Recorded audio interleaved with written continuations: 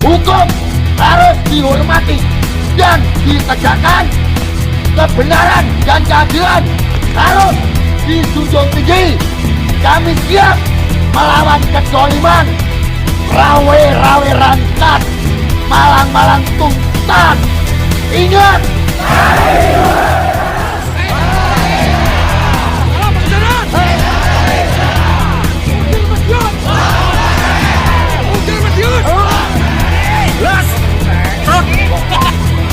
Los gak rewel. Los gak rewel. Los. Ratusan massa anggota Persaudaraan Setia Hati Terate Parlu 17 melakukan aksi turun jalan dengan memakai atribut lengkap.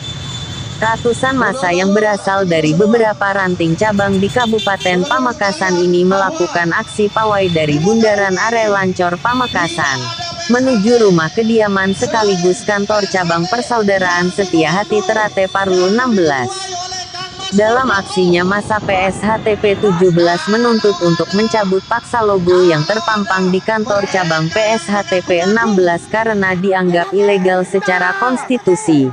Karena itu massa P17 menganggap bahwa PSHTP 17 versi Morjoko yang resmi dan legal secara konstitusi berdasarkan putusan Mahkamah Agung. Sehingga massa P17 menuntut untuk menurunkan logo PSHT dan melarang ada kegiatan latihan di PSHTP 16 kantor cabang Pamekasan yang diketuai oleh Abdus Samad.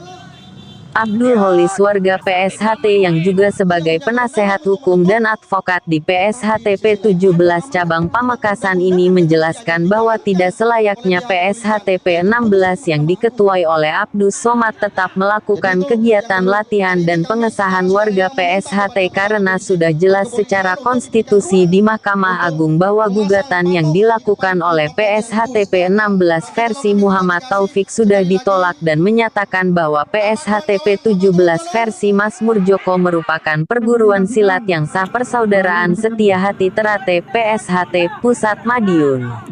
Kami di sini melakukan aksi damai dan kami menuntut untuk mencopot logo PSHT di rumah Ketua PSHT Abal-Abal Abdus Samad dan jangan melakukan kegiatan latihan silat karena PSHT yang dijalankan ilegal, ujar Abdul Holis warga PSHTP 17 dalam orasinya.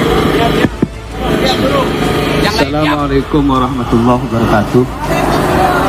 Bismillah, alhamdulillah, assalatu wassalamu ala rasulillah wa ala alihi wa sahbihi wa mawala ma ba'du. Saudara-saudara sekalian, saya dalam hal ini ingin menyampaikan beberapa hal.